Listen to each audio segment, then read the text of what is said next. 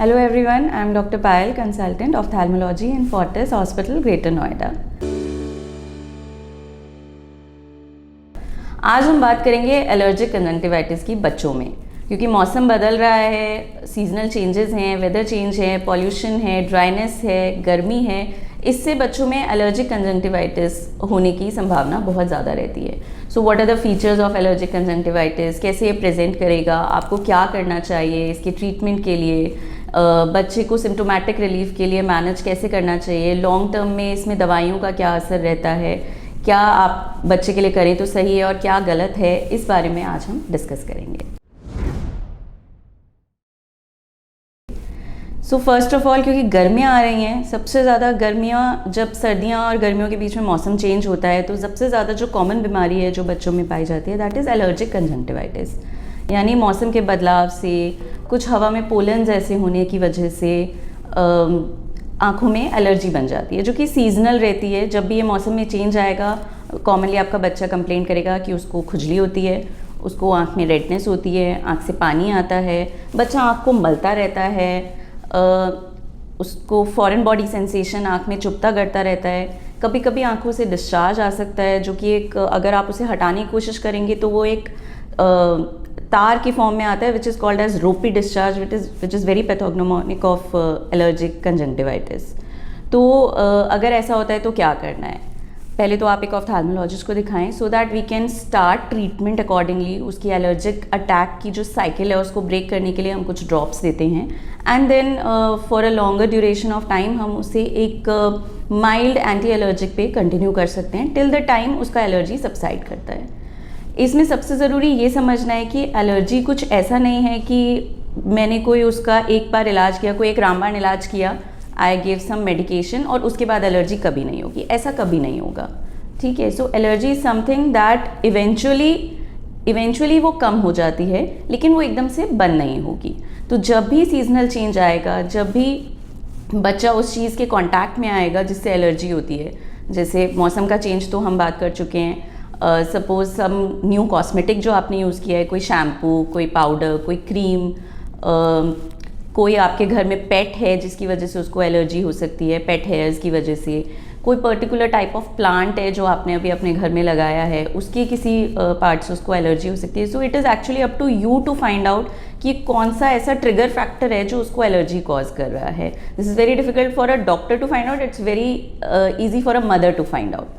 तो ये आप if you are able to, if it is possible, आप ढूंढ सकते हैं वो एक ट्रिगर फैक्टर. तो ट्रिगर फैक्टर को हटाना इसका प्राइमरी चीज़ है कि आपने उसको हटा दिया. बट डेफिनेटली अगर मौसम के बदलाव की वजह से है तो आप उसको एलिमिनेट नहीं कर सकते हो बच्चे की डेली लाइफ से. So in that case we have to live with it for that duration of time, जब तक उसको उस एलर्जन से कॉन्टैक्ट है. So apart from medication what helps, धूप, धूल, धुआं, मिट्टी, इस सब से बचाव करने से थोड़ा सा हेल्प हो सकती है. सो धूप से कैसे, अगर बाहर जाता है बच्चा तो you can buy him dark goggles, sun glasses.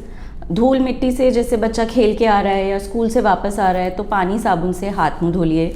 When ever you are going out in dusty environment तो थोड़ा सा ग्लासेस लगा सकते हैं प्रोटेक्शन के लिए.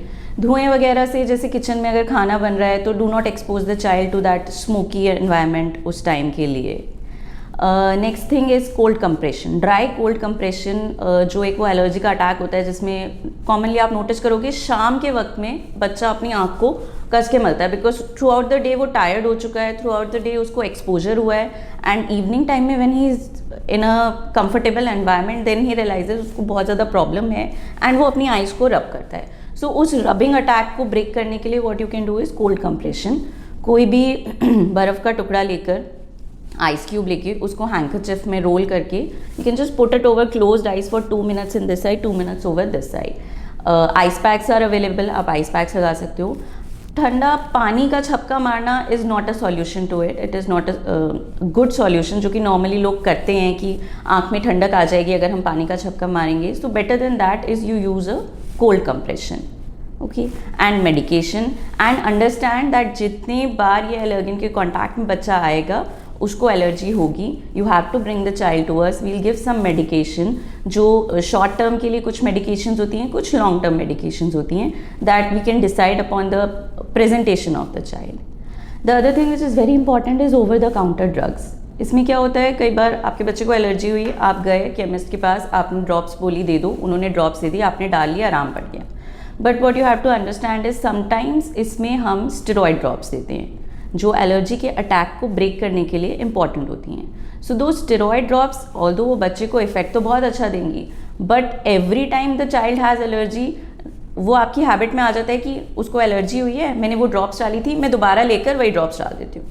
So please refrain from doing this, ये मत कीजिए, because steroid in a long term can cause many harmful effects in the eyes.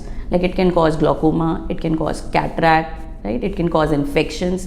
अगर हम इसे मॉनिटरिंग में ना डालें तो अपने आप से कोई भी मेडिकेशन लेकर you don't have to put in the eye of the baby.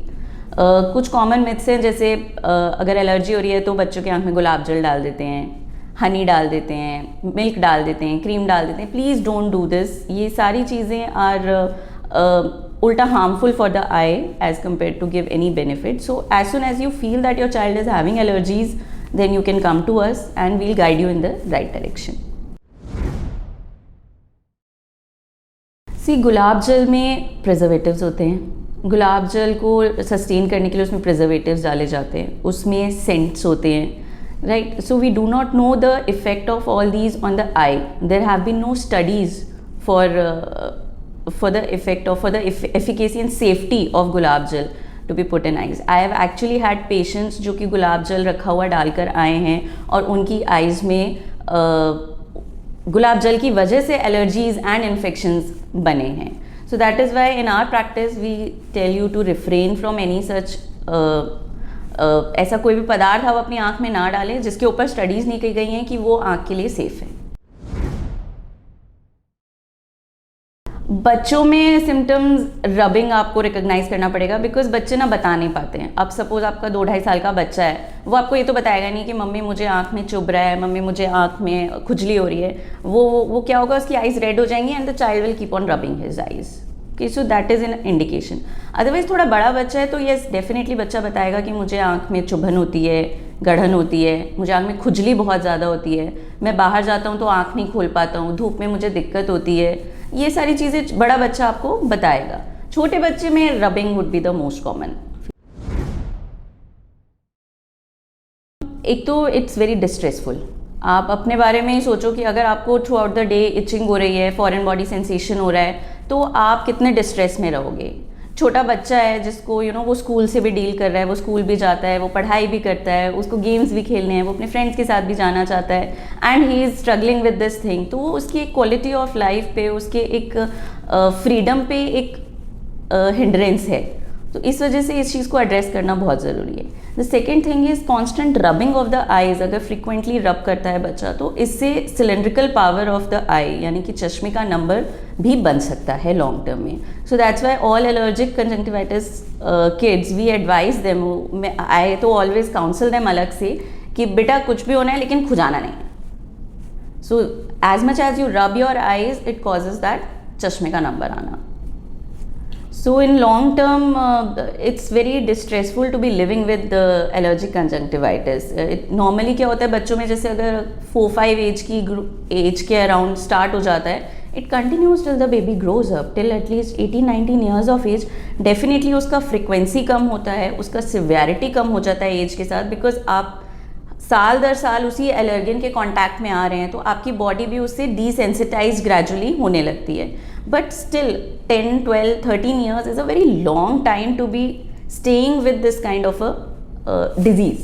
So that's why इसको neglect ना करें, इसको address करें, and treatment is actually very simple and very easy and you can easily follow it. It's not harmful also. अगर आप regularly follow-ups करते रहेंगे एक ophthalmologist के साथ, अपने आई डॉक्टर के साथ, तो इससे डील करना is not that difficult. You just have to address it. That's all. Some people are allergic to the chemicals used in the swimming pools.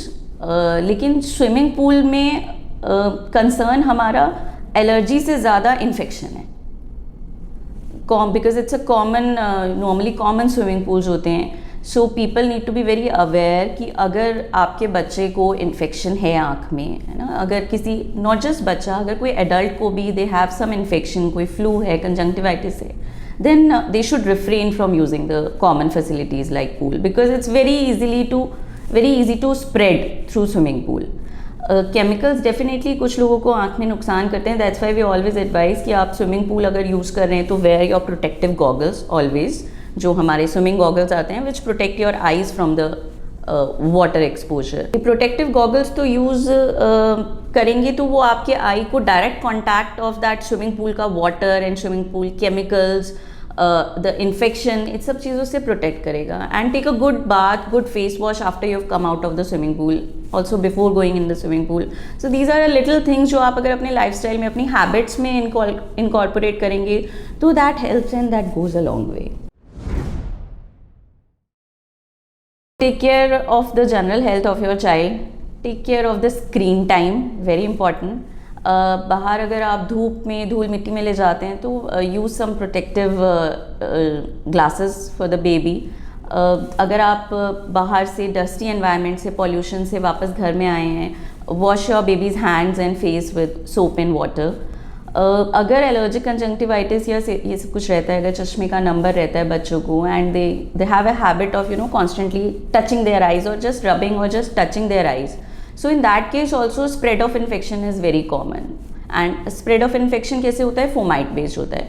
So suppose आप अपने बच्चे को बाहर लेकर गए हो पार्क में खेलने के लिए, and he touch the surfaces, वो झूला झूला है उसने, वो बेंचेस पे बैठा है, उसने इधर उधर हाथ लगाया है, एंड देन कुछ उसकी आँख में चला गया है, और something he is having irritation, he is just rubbing his eyes and touching it, and suppose he catches an infection, तो वो आँख में इन्फेक्शन स्प्रेड हो सकता है. So always when you take your baby outside to play, make sure that you use hand sanitiser, make sure that you use soap and water to make him wash his hands multiple times a day, so that वो infection का source एक तरह से आप कम कर सको. आप बच्चे को तो नहीं रोक पाओगे कि आप इसे टच मत करो, आप यहाँ मत खेलो, आप यहाँ मत जाओ. He will play. The only thing you can take care of is कि उसका जो पर्सनल हाइजीन है वो मेंटेन रहे.